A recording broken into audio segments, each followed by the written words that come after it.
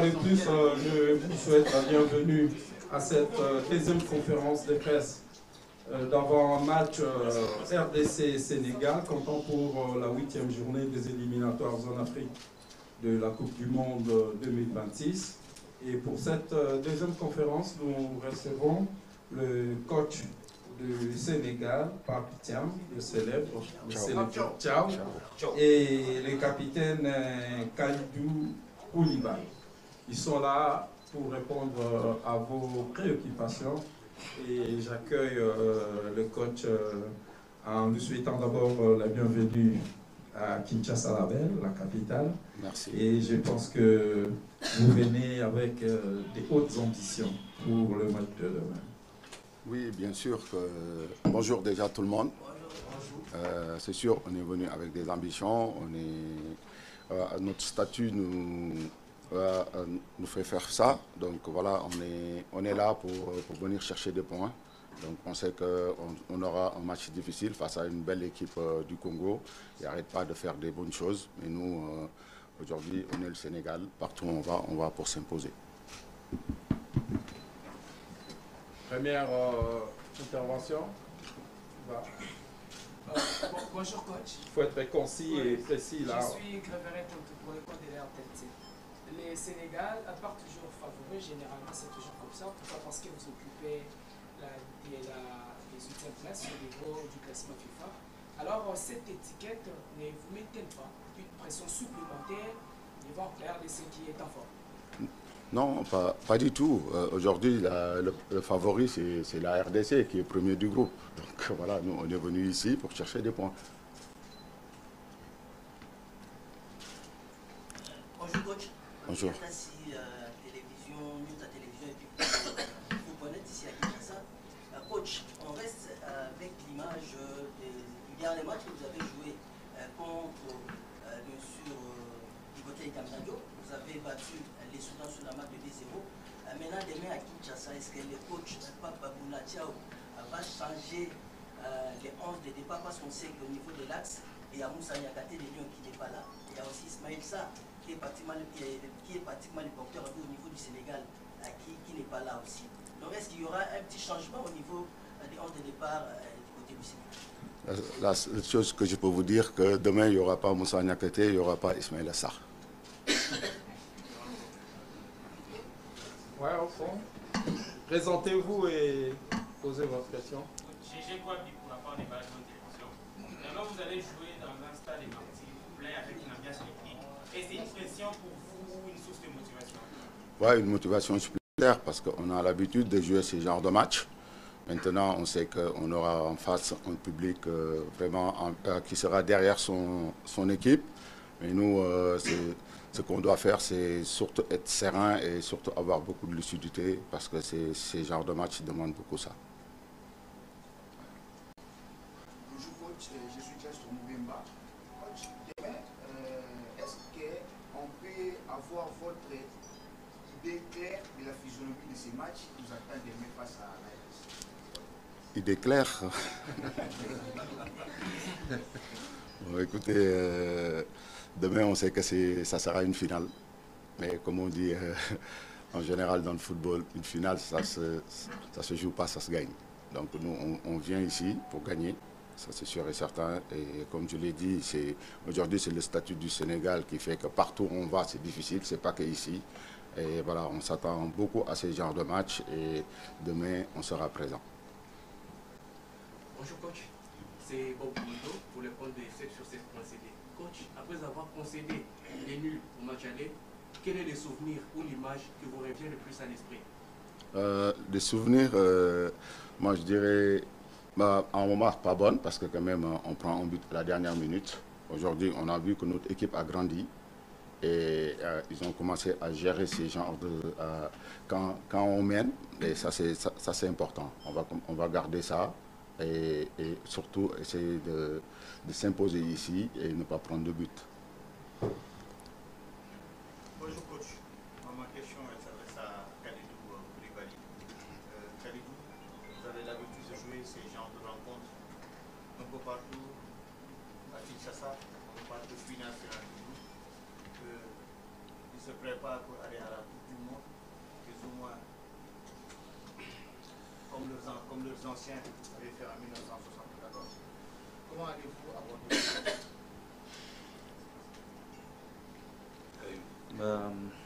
Bonjour à tous. Ça va être un match très difficile. On sait que la RDC est devant nous. On sait que c'est une finale.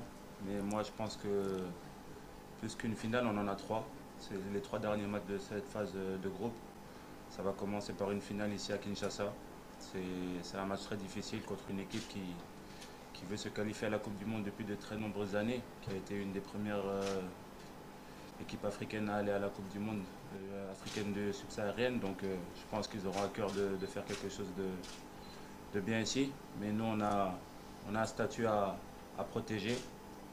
Je pense que le Sénégal est toujours prêt à affronter ses adversaires et demain, ça sera une grande bataille sur le terrain.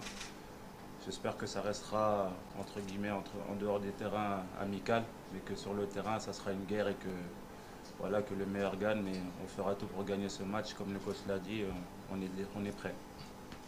Écoute, par souci méthodologique, on termine un peu les interrogations par rapport au coach et puis on va terminer avec le capitaine. Pour le coach, s'il vous plaît. Bonjour coach. Bonjour. Cédric Mouplataï, journaliste congolais à la communication sur télévision. Coach, aujourd'hui vous êtes là, vous avez remplacé Aliou Cissé, lui qui avait réussi à qualifier le Sénégal à la Coupe du Monde.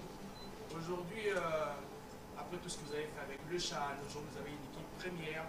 Est-ce, via ces matchs, pensiez-vous que le résultat, si ça n'allait pas en votre faveur, serait un peu menaçant sur votre avenir dans cette sélection nationale? Et les choses ont très certainement changé dans cette sélection nationale de la RDC. Est-ce qu'elle vous fait peur aussi? Non, pas du tout. Aujourd'hui, pour moi, mon sort n'est pas important. C'est le Sénégal qui est important. Donc, on a envie de faire une troisième participation d'affilée à une Coupe du Monde. Donc, on s'est préparé pour ça. Bon, en tant que joueur, je faisais partie des acteurs majeurs qui ont qualifié le Sénégal pour la première Coupe du Monde. Aujourd'hui, je pense que ça peut que être une motivation supplémentaire en étant sur le banc de touche du Sénégal. Regardez, ça vous fait peur? Pas du tout. Deux dernières interventions pour le coach. Deux dernières interventions pour le coach. Bon, moi, c'est pour... alors, Attends, patientez. Dernière intervention alors pour le coach. il n'y a pas les dames, là? Vanessa, tu n'as pas d'intervention pour le coach? Ouais, la dernière pour le coach alors. On ne vous voit pas, hein? D'accord.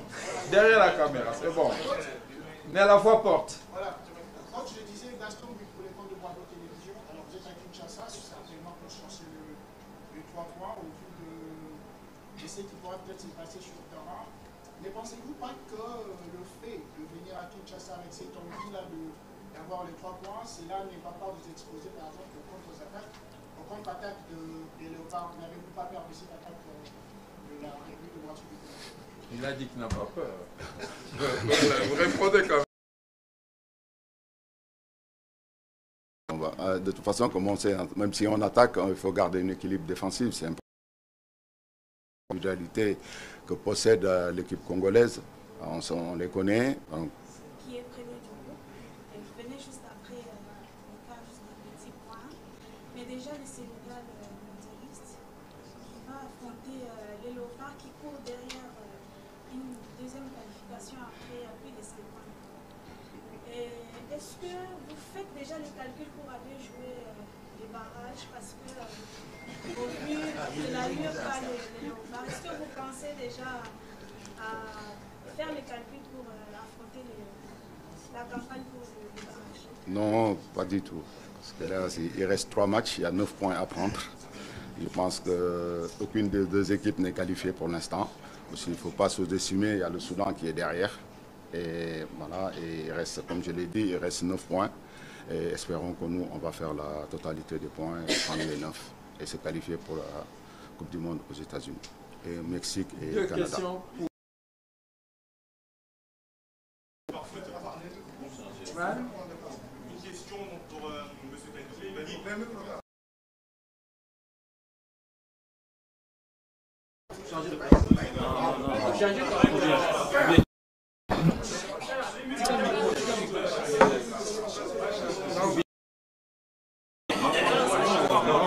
Les micros. Donc ce sont les micros qui vont venir.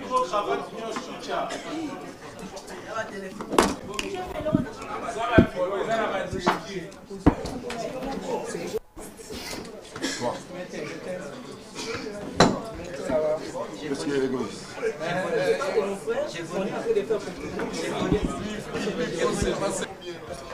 Bon.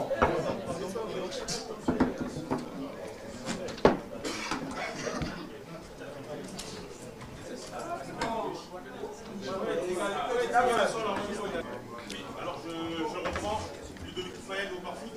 Une question pour Koulibaly. Le Sénégal a encaissé un seul but durant cette campagne, un but contre le Congo. En tant que défenseur, pouvez-vous nous parler de cette aisance défensive que le Sénégal a et vos impressions concernant l'attaque, comme des attaquants comme Wissa et Bakambu? Effectivement, comme vous l'avez dit, on est sur un but encaissé pendant ces éliminatoires-là. Ça prouve qu'on travaille bien pour le moment. On sait que pour se qualifier, il va falloir avoir une défense très solide. C'est ce qu'on veut faire avec mes compagnons de défense et notre gardien. Le niveau du bloc, on écoute bien les consignes du coach et pour le moment, ça fonctionne bien. Le niveau attaquant de terre, donc c'est des joueurs que je connais, mais je pense que la totalité des individualités du Congo sont très connus partout en Europe. Donc c'est des joueurs qui ont du talent. On le prouvera demain, Inch'Allah. Je pense que l'intervention de Kalidou a été très bonne. On terme à cette deuxième conférence de presse d'avant-match. Et là, on libère les coachs et les capitaines. Et on n'a qu'à vous souhaiter bon match. Merci.